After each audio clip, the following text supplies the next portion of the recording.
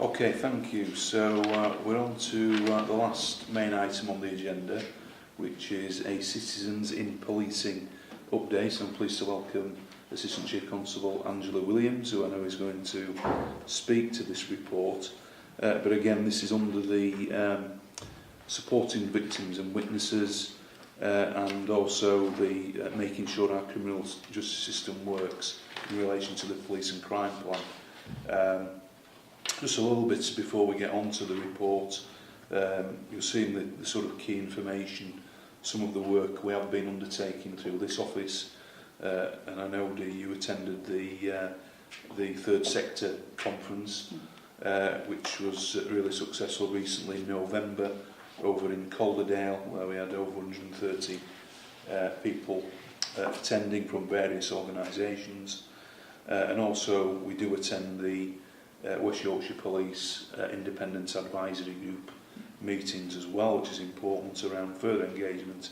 And I know we're going to talk about the recently introduced cadet scheme for West Yorkshire Police as well. So with that, I'll hand over to you. Thank you. Thank you.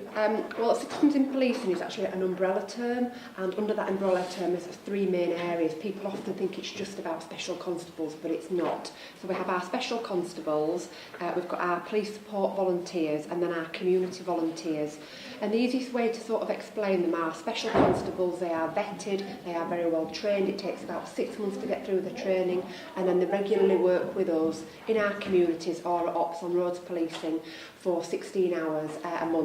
Many of them do far more than that, but that's their commitment to us and the communities.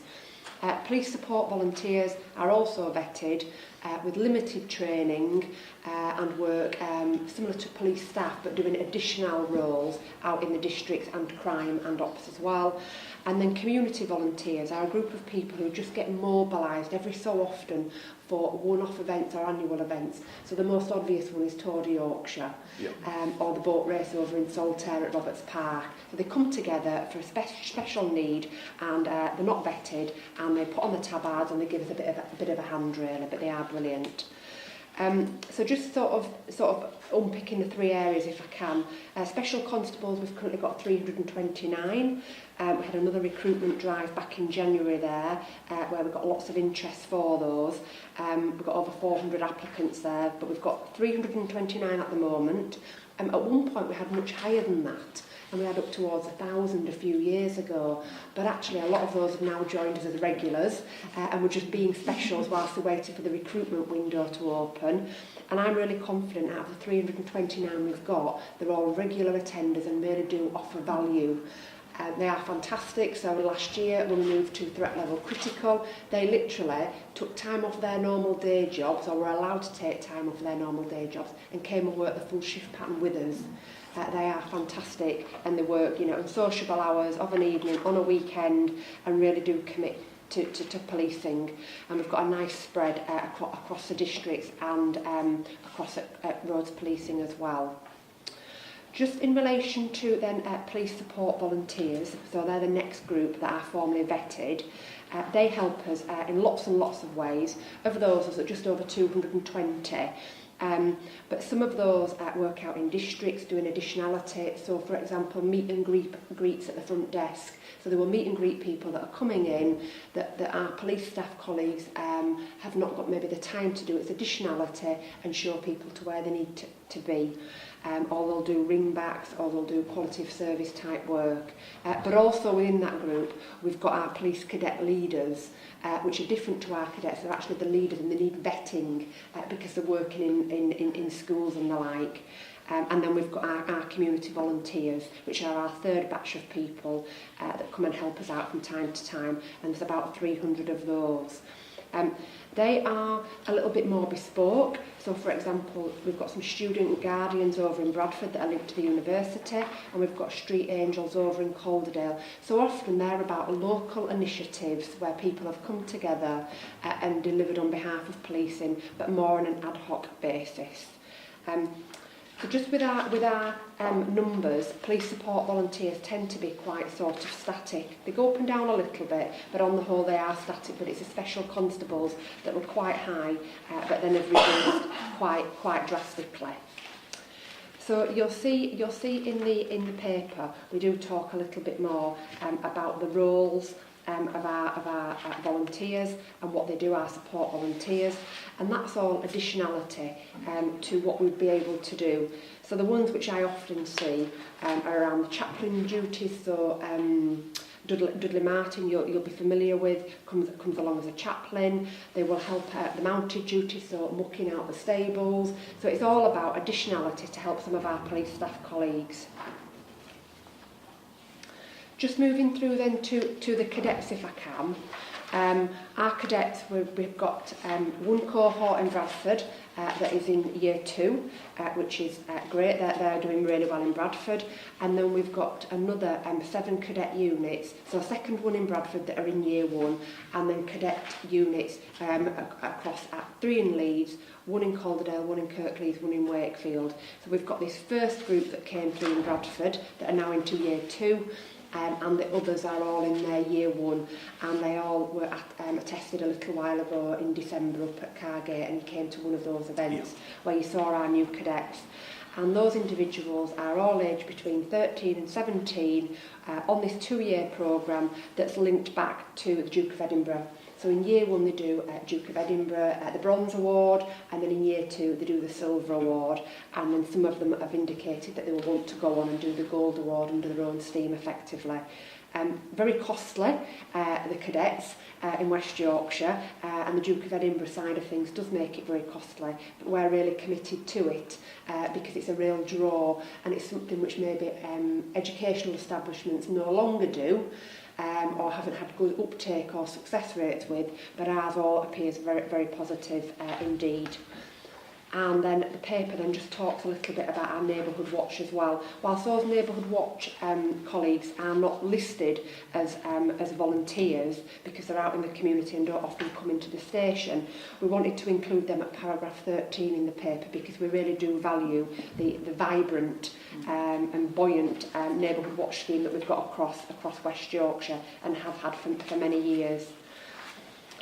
The paper then talks a little bit of detail around how many volunteering hours we are supported with, and also some diversity data as well around ethnicity and gender. Because we have seen, certainly with our special constables, quite a lot of specials coming forward, certainly females from a BME background who have maybe not wanted to join us as regular officers. Maybe there's been some cultural issues there, or maybe the family haven't been supportive, but they've wanted to come and join us as special constables, have a bit of a look, see how it goes, and then have joined us as regular officers and had a fantastic career with us. And I know Najma over at Bradford did quite a lot of social media on our last campaign. So that's where we are currently at with our citizenship in policing. I chair a quarterly board, and then I also sit on the North East board for citizens in policing that my colleague up at Cleveland, he chairs that board, and we share good practice. And certainly I feel we're leading the way in the North East region with this. And Jason Harwin, who chairs the regional board, is very impressed with what we've been doing here. Okay, thanks so much for that.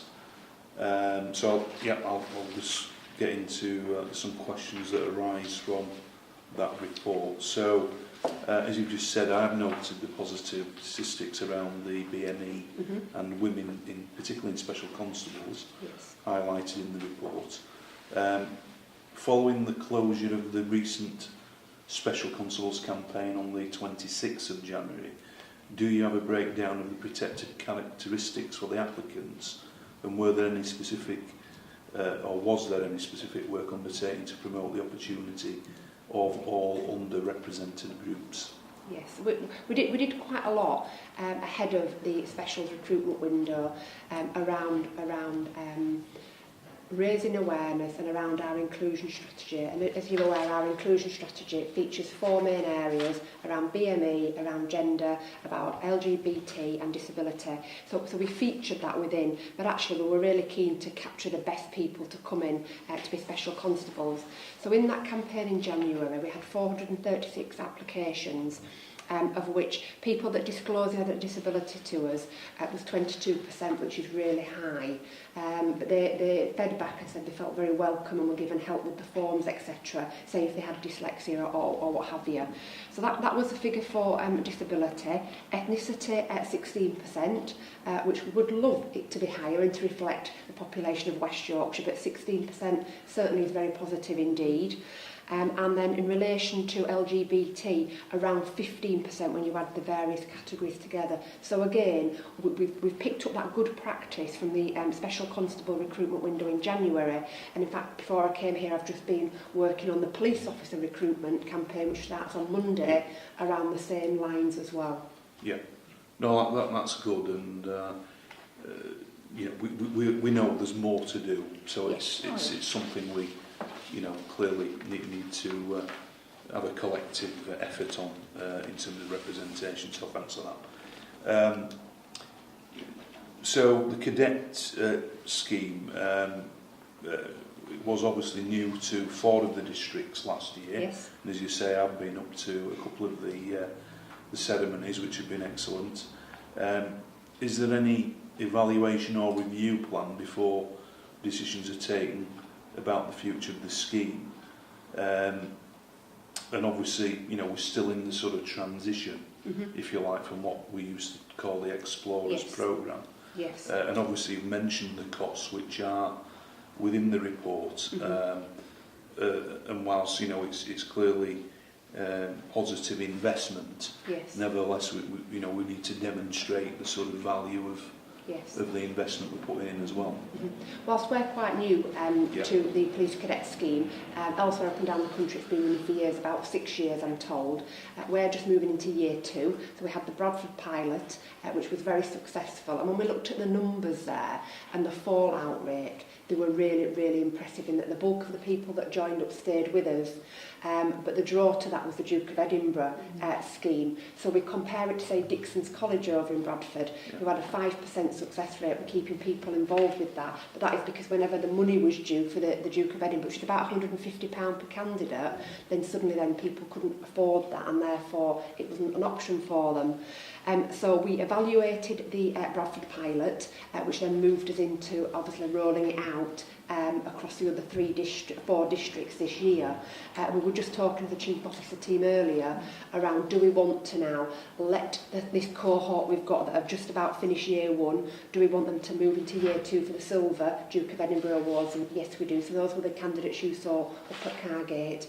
And do we want to now re-recruit a new 2-year cohort to start in the academic year of September?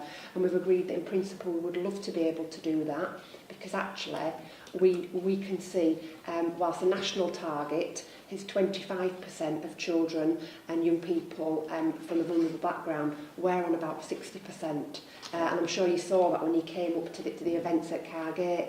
So whilst we need to look at where we get the money from to do it, because it is costly, we believe the benefits absolutely pay for that in relation to, you know, engaging with those young people and keeping them on board on a policing journey, and then hopefully they'd want to join us as volunteers or cadet leaders or specials or regular officers moving forward. And you can see how that could be a feeder scheme for our apprenticeships as we move forward. The other issue is that their visibility at events is absolutely outstanding. They regularly, you know, come and support fetes, carnivals. One of our ACCs this morning was talking about the local park run. You know, their visibility actually out in communities is really good. And I just think it's another positive way of talking about the fact that the police are approachable to young people. So I'd be really, really keen to support it. I recognise that this is not a cheap option. But having said that, between us, I'm sure collectively we can find something. Perhaps one of the things I was talking to Angela about earlier is there may be people out there who want to sponsor them. So I just think there's some opportunities here for us to think about in order to keep it going. Yeah, no, I think that's a good idea around what potential sponsorship there might be as well. Because obviously it's positive that we are making this investment, but as you say, it is significant investment, and you know, we want to try and ensure the right outcomes Yes. through Duke of Edinburgh and engagement, obviously, within West Yorkshire Police. So I'd like us to you know, monitor this in terms of the sort of the outcomes, because, you know, whilst I accept that this is targeting a different group of young people compared to what we have done in the past, Yes. it is a big jump from the sort of Explorer programme to this, and it's, you know, just being aware of that as well. I would agree. Yeah. I think that the Explorer programme, which was very, very successful, was also quite labour intensive. So the processes aren't completely comparable, nor are the costs. But having said that, what I do think is advantageous here is the number of young people who are now engaging with us in a positive way that perhaps wouldn't have had that opportunity previously. Yes, so we've got various, from the pilot in Bradford that we ran for a year, we've got various case studies coming out of that one in the evaluation. We will be evaluating the full year one of all the rest of the cohorts when we get to the end of the academic year in July. But the sort of headlines from the Bradford pilot was around things like some of the people that were attending on it that hadn't fallen out, had attended every week come what may, who had been missing children, looked after children, you know, on a weekly basis, actually had not gone missing again because they understood, having had the input on missing people and vulnerability, how the police, you know, took that and what our duties and responsibilities were, which was huge for them to have a bit of a, you know, a light bulb moment and to go back to where they're a resident at a children's home and say, if you do this, this is what the police will do, and they will be out looking for you and not going to 999 calls. Yeah. No, and I think it's things like that that hopefully we can capture within some of the outcomes and evaluation as well. So thanks for that.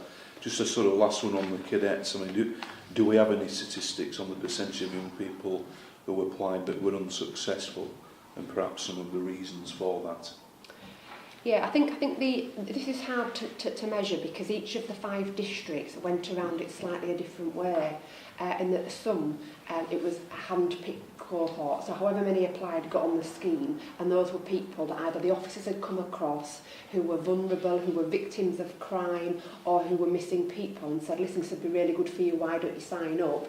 So those districts, such as Kirklees, who took that approach, and Bradford, didn't have a lot of people that were disappointed because they maybe didn't publicise it that wide, because they weren't very targeted about people we've interacted with who they feel would really benefit from the Duke of Edinburgh and being involved with us, whereas the likes of Wakefield put it out far more wildly across the schools, and therefore they had a group, 50%, who didn't get onto the scheme, but that is because they just sort of put an advert out and saw what came back and then started to choose from that in relation to their application forms, their interviews, what they wanted to get out of the scheme.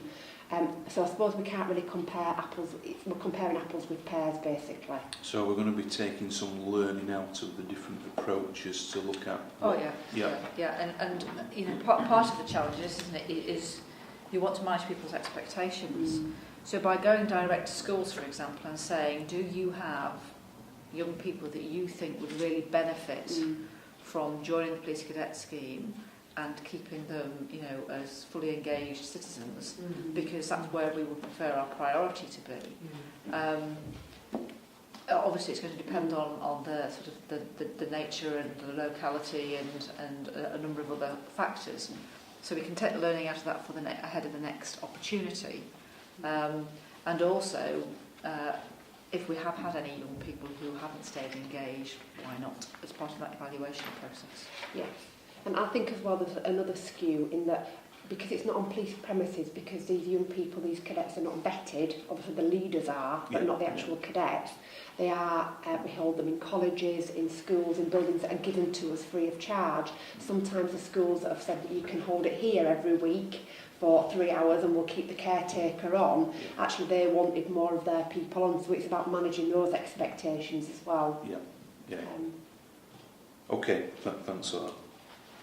And then lastly, just a question on the Street Angels data. It's just specific to Calderdale. Yes. I mean, I've visited and funded the Street Angels actually in Collardale, but I know we've got other similar sort of schemes in other districts, so I just wondered why it was the Collardale figures that were only included on that one. Because we're aware of them, so because it's so well established, because it's been around for years and years, and they're very well established. They've got a cafe, they've got a bookshop. We often hold our meetings there. We're aware of which people they've got signed up and who are regularly out in the town of Halifax. Some of the other schemes are a little bit more fluid, let's say, so that's why their figures are included in the report, and they're sort of pulled to one side because we know of them and they're well established. Okay. I think yeah. what we probably do need to think through is a category that's almost associate volunteers, because we haven't actually got direct control over how they operate, but we rely on them from time to time to come and support us. So if you think about it, that's where Mountain Rescue would sit. You know, they come in and assist us numerous times, fantastically, particularly with missing people, at our direction, because we've asked them to come and help us, but aren't volunteers for policing per se.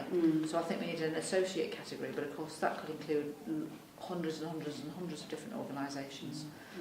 You know, we're only just starting to map all of this out and give this some further thought, but I can understand that what's at the heart of the question is there are other similar schemes. Yeah, because I did do a visit with the street pastors, I think they're called, in Leeds, and you know, I was amazed actually about the sort of interaction they had with the police and work, you know, trying to obviously protect vulnerable situations and vulnerable individuals in the nighttime economy, and I think they're absolutely as you know, doing great work, just as the Street Angels are in Halifax on a very similar sort of basis. Yeah, I just think, you know, this is the perfect opportunity, isn't it, for us to say a formal thank you to absolutely everybody who volunteers with us, for us and alongside us, in that widest sense of keeping our community safe, because we work now with so many volunteers in the third sector, and to be frank, sometimes some of our job will be incredibly difficult without their support. Yeah, absolutely, yeah, thank you. Anything, Jane? Yeah. Just going back to police support volunteers, and the fact that our victims tell us their biggest single issue is being kept informed of the progress. Do you think there's scope for those volunteers who are vetted and could use assistance to maybe take a more active part in supporting victims in that way? Yes, and I think in some areas they do. So they will work in vulnerable victims units because they are vetted, as you quite rightly point out. They're not the unvetted category, or doing ringbacks, or, and I know they've worked before with the IPVAs around, you know, when your court date's coming up, are you okay, do you need a taxi to get there, that wraparound, they're an extra person to be able to ring up and support. So I believe they do some of that work already. I know they do at Bradford, but we could certainly look at widening that out across the others. Yeah, thank you. Right, that was the last question from me, unless there's anything else you want to add? Thank you. Thank you very much for your attendance today and giving those reports.